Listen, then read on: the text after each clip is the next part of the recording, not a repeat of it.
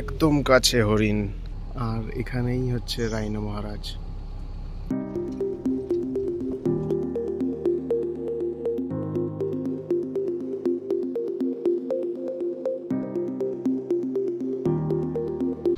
আমরা এখন যাচ্ছি কাজিরাঙ্গা ন্যাশনাল পার্ক, ওখানে সাফারি করতে, জঙ্গল সাফারি। আমাদের গাড়ি চলে এসছে, দীপ রেডি হয়ে অনেক এক্সাইটেড হয়ে আছে, যাবো যাবো যাবো করে। তো এখন আমরা রওনা হব, ভীষণ এক্সাইটেড। তো আমরা যাচ্ছি কাজিরাঙ্গা ন্যাশনাল পার্কের কোহরা রেঞ্জ। 4টে জোন হয় যেখানে সাফারি হয়। একটা হচ্ছে কোহরা রেঞ্জ যেটাতে আমরা যাচ্ছি, একটা বাগরি রেঞ্জ, একটা বুড়া পাহাড় রেঞ্জ, আর একটা আগারাটলি রেঞ্জ। ঠিক আছে, এগুলো 4টে ডিফারেন্ট জোন, জিওগ্রাফিক্যালি ডিভাইডেড। তো আমরা যাচ্ছি এখন, সাফারি করব, রাইনোসেরস দেখব, অনেক কিছু দেখব। আপনারা এই ভিডিওটা লাস্ট অবধি দেখুন, আপনারা পুরো ইনফরমেশন পাবেন যে আপনারা কোথা থেকে জিপ সাফারি বুকিং করবেন, কোথা থেকে এলিফ্যান্ট সাফারি বুকিং করবেন, আর আপনাদের এক্সপিরিয়েন্স কেমন হতে চলেছে। তো দেখতে থাকুন এই ব্লগটা শেষ পর্যন্ত, খুব মজা আসবে। আর আমাদের সাথে আমাদের গাইড রয়েছে অমিন ব্লগ। হ্যাঁ, ও আর কি আমাদের নিয়ে যাবে। তো আর দেরি না করে আমরা বেরিয়ে পড়ি। এখন বাজে সকাল 8টা। যত তাড়াতাড়ি যাব তত প্রবাবিলিটি বাড়বে ওয়াইল্ড অ্যানিমালস দেখার। আপনারা দেখতে থাকুন। উঠে পড়ি আমাদের জিপে।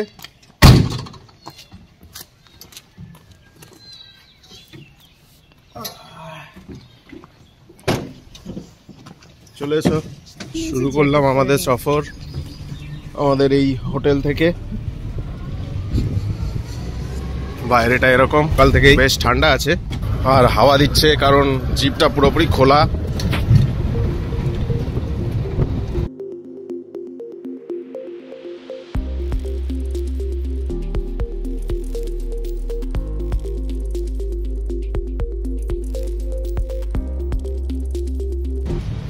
আমরা সাফারি জঙ্গলের দিকে প্রবেশ করছি। উল্টো দিকে হচ্ছে এদের টিকিট কাউন্টার। হ্যাঁ, সকালবেলায় ভাই আমাদের টিকিট সংগ্রহ করে নিয়েছে। এখন আমরা সোজাসুজি তাই জঙ্গলে প্রবেশ করতে চলেছি। আমরা দেরি করিনি, একদম সকাল সকাল বেরিয়ে গেছি সাফারি কমপ্লিট করতে। 2 ঘন্টা সময় লাগবে। এটা জঙ্গলের শুরু।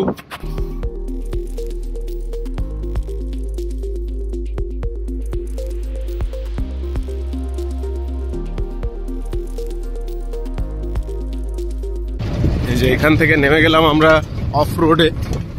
বেশ বড় বড় গ্রাসল্যান্ড দেখতে পাচ্ছি। ওই যে এসেই আমরা হাতি দেখতে পেয়ে গেলাম দূরে। ওই যে হাতি দেখা যাচ্ছে, জুম করছি। Wild elephants.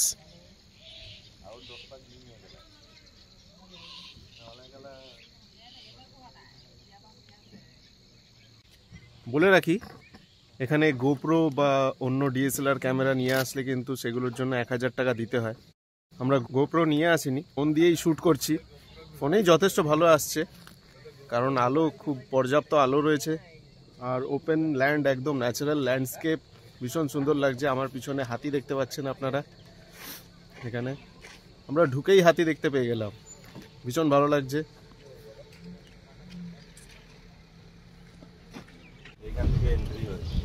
এটা এন্ট্রি গেট।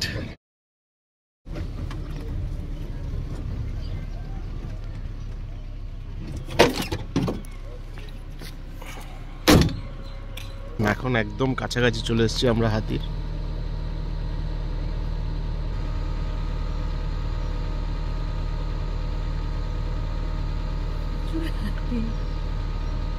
প্রচুর হাতি রয়েছে, আমাদিকে আরো আছে।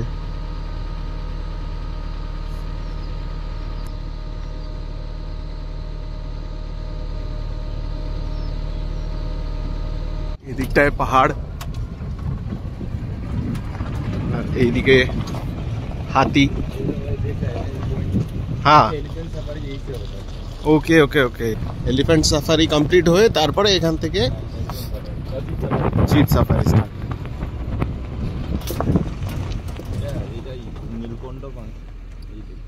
ওয়াও, একটা পাখি দেখতে পেলাম, নীলকণ্ঠ। বাহ, কি সুন্দর। ইংলিশে বলতে গেলে এটা ইন্ডিয়ান ডলার।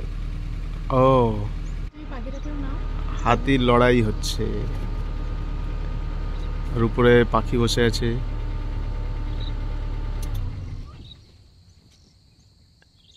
এক বিরল দৃশ্য।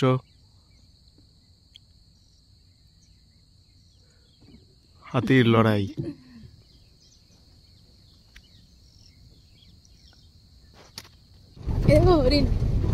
ওখানে একটা গন্ডার ঘুমিয়ে আছে। আর এখানে হরিণের পাল, অনেকগুলো হরিণ।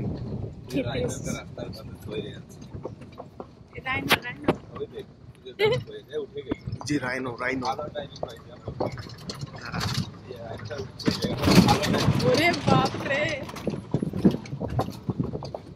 রাইনো মহারাজ। আপনারা কি বাইক দিয়ে রাইড করেন? হ্যাঁ, বাইকে রাইড করি। Wow, just wow. পিছনে হরিণ রয়েছে, এই যে এখানে হরিণগুলো বিচরণ করছে। আর এখানেই হচ্ছে রাইনো মহারাজ।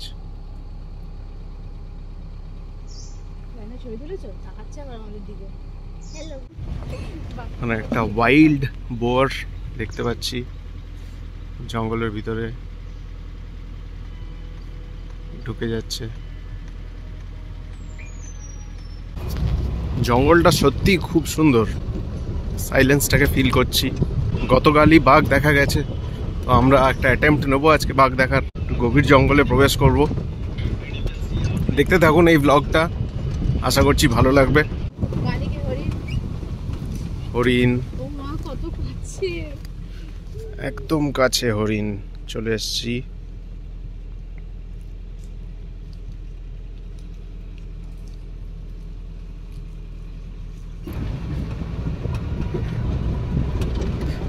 একটা কাঠের ব্রিজ।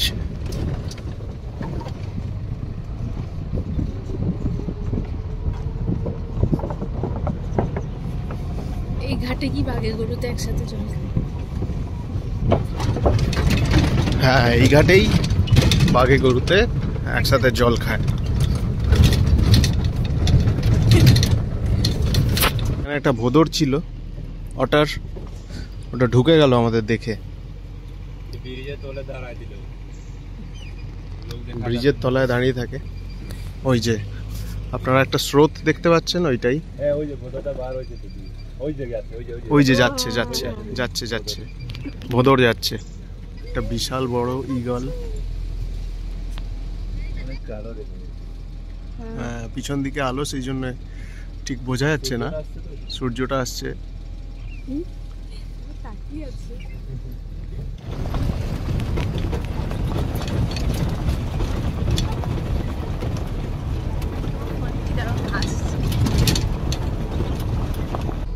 দূরে প্রচুর হরিণ দেখা যাচ্ছে,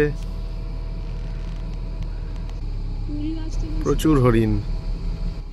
আর এখানে একটি কুল গাছ, খুব সুন্দর কুল হয়ে রয়েছে। কেউ খেতে পারে না, এখানে সুন্দর দেখা গেছে। হ্যাঁ, এখানে তোলা যায় না, তো তুলতে যায় না। এখানে কেউ কুল তুলতে পারবে না। প্রচুর কুল, উফ, ভর্তি হয়ে রয়েছে। পিছনে আর একটা জিপ আসছে, ওইদিকে হরিণ।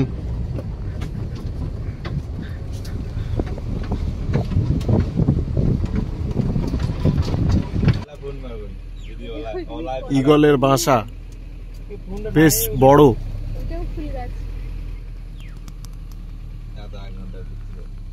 আর এখানে কুলের গাছ প্রচুর আছে, প্রচুর কুল হয়ে রয়েছে। মানুষের জন্য নয়, এগুলো বন্য প্রাণীদের জন্য। একটা বেশ বড় গোসাপ দেখতে পাচ্ছি, গাছের তলায় রোদ পোয়াচ্ছে। সাম্বার ডিয়ার।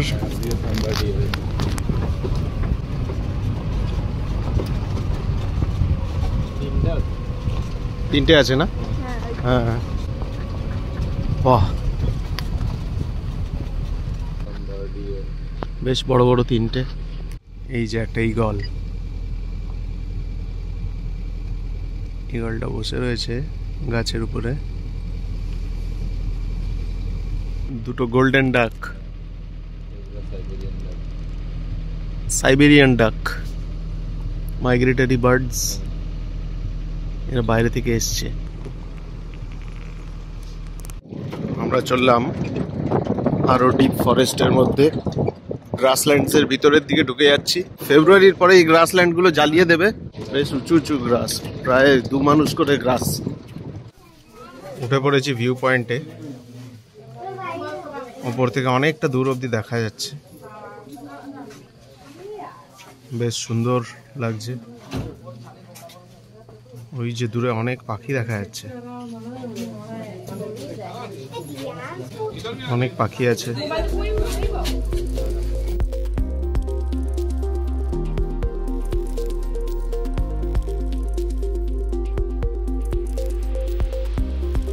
একটু আগে ডিয়ারের আওয়াজ পাওয়া গেল, তাতে মনে হলো হয়তো বাঘ থাকলেও থাকতে পারে, সেই জন্য আমরা এই জায়গাটায় এসে অপেক্ষা করছি।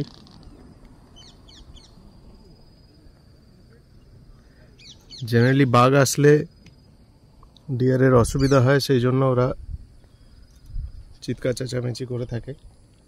সেটাতেই মানুষ বা সাফারির লোকজন বুঝতে পারে যে এখানে বাঘ থাকলেও থাকতে পারে। আর এই ঘন গ্রাসল্যান্ডের ভিতরে বাঘ দেখতে পাওয়া চান্সের ব্যাপার আছে। যাই হোক, আমরা একটু থেমেছি, দেখি বাকি গাড়িগুলো খালি হলে যদি একটু দেখা যায়।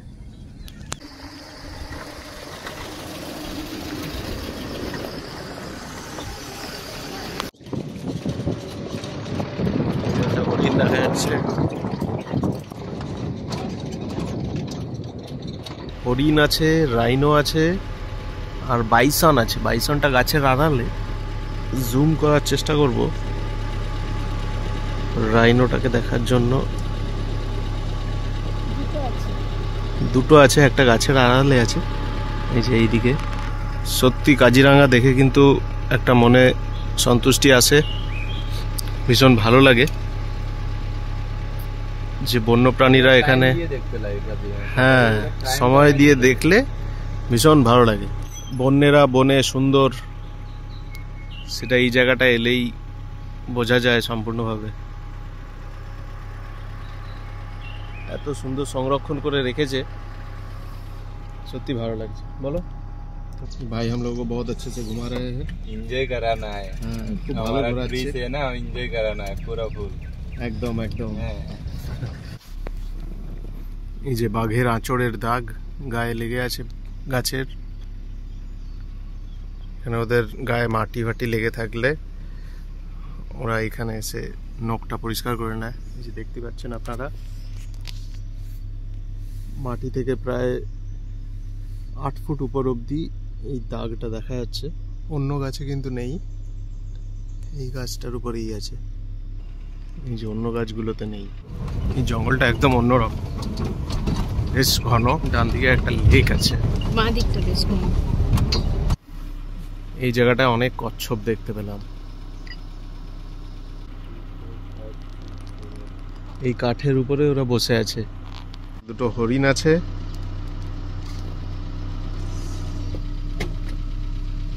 আর এখানে টর্টয়েস।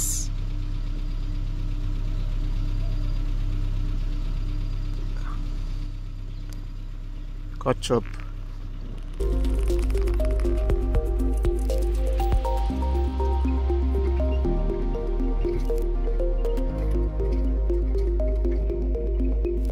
ওয়াও, একটা ইউনিক বাটারফ্লাই এসে বসেছে তনিমার জ্যাকেটে। কি দারুণ! এরকম বাটারফ্লাই আমি দেখিনি কোনোদিন। যা, আমরা এসে একটা এরকম জায়গায় দাঁড়ালাম।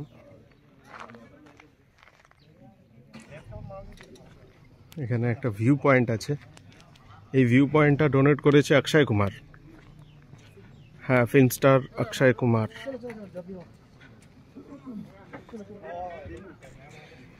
এখানে সবাই ফটো ফটো তুলতে পারে, বাথরুমেরও ব্যবস্থা আছে ডেজিগনেটেড। এই যে এখানে লেখাই আছে funded by Shri Akshay Kumar, Bollywood actor.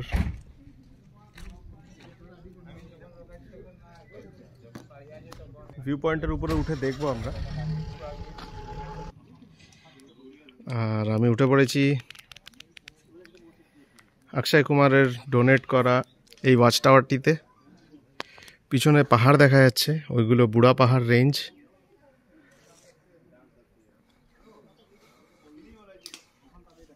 অনেক রকমের পাখি দেখা যাচ্ছে।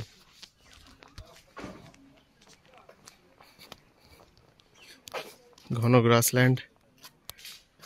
টাইগার তো দেখতে পেলাম না, কিন্তু সেরকম আফসোস নেই, তার কারণ এখানে অনেক বন্যপ্রাণী দেখতে পেলাম। আর এখানকার প্রাকৃতিক সৌন্দর্য অসাধারণ, অতুলনীয়।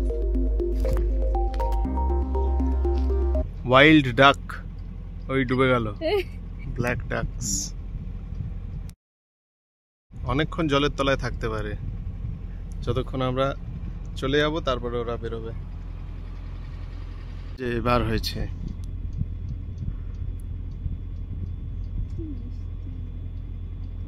আবার ডুবে গেল। বকটা তোমার দিকে তাকিয়ে আছে।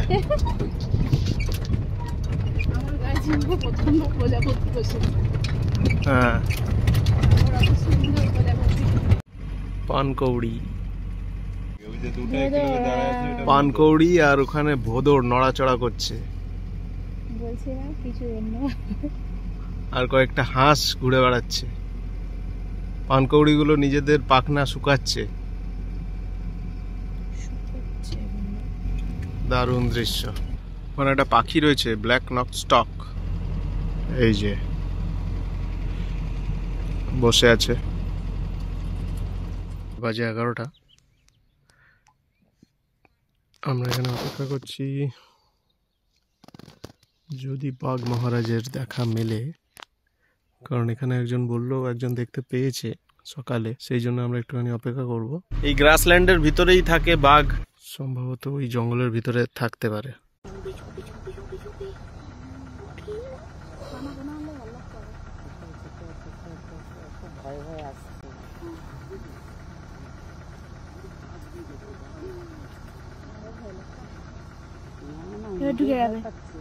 আওয়াজ করতে মানা করছি।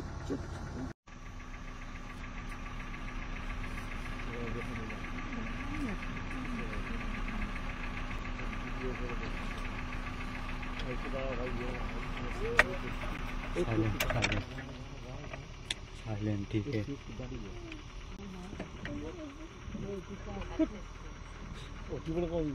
साइलेंट।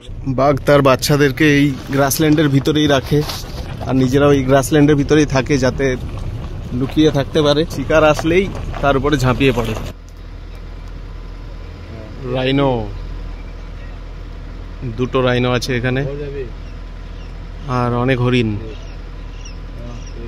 প্রচুর হরিণ রয়েছে। বিশাল বড় একটা ব্ল্যাক নক স্টক, দুটো আছে। ওখানে একটা হরিণও দেখা যাচ্ছে, আর রয়েছে পানকৌড়ি। আমরা এই রাস্তা দিয়েই ঢুকেছিলাম, আবার এই রাস্তা দিয়েই ব্যাক করছি। বকটাকে দেখো কি আস্তে আস্তে হাঁটছে, গলা উঁচু। একটা বক বসে আছে শিকারের খোঁজে, বসে আছে। এই যে একটি হরিণ, একদম কাছে থেকে দেখাচ্ছি। ব্ল্যাক স্নেক বার্ড, এই যে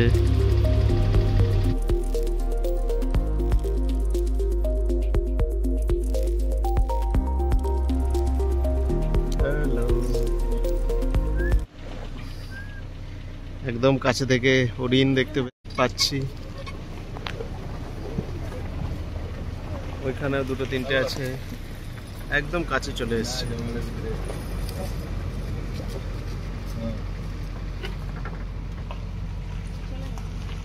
পার করে গেল।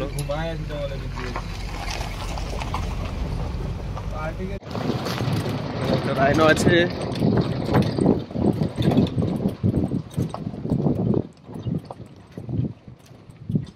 वाओ यहाँ से फोटो मस्त।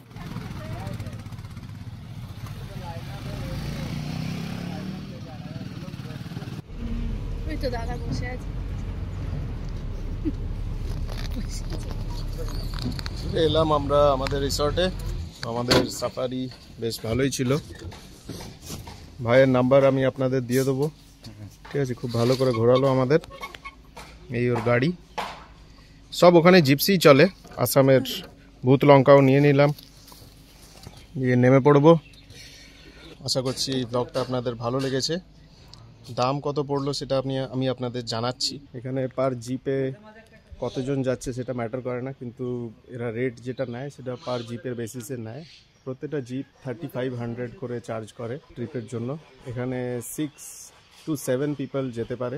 সকাল 7:30টার সময় পারমিট দেওয়া হয়, আর 12টার মধ্যে জঙ্গল থেকে বেরিয়ে যেতে হবে। এটাই আর কি ইউজুয়াল টাইমিং, কিন্তু অনেক জায়গায় উল্লেখ করা থাকে যে 2 ঘন্টার সাফারি। 2 ঘন্টার নয়, আরও বেশি কিছুক্ষণ আপনারা সময় কাটাতে পারবেন। তো আশা করছি বন্ধুরা এই ভিডিওটা আপনাদের কাছে ইনফরমেটিভ লাগলো। আরও এক্সাইটিং ব্লগস দেখতে আমার চ্যানেলটা সাবস্ক্রাইব করুন। আমি বিভিন্ন জায়গায় ঘুরে বেড়াচ্ছি আর তার ভিডিও পোস্ট করছি এই চ্যানেলে। লাইক, শেয়ার, সাবস্ক্রাইব করবেন এবং কমেন্ট অবশ্যই করবেন, তাহলে আমি বুঝতে পারবো যে কোন ভিডিওটা আপনাদের ভালো লাগলো এবং কোন ভিডিওর কী feedback. Thank you so much বন্ধুরা।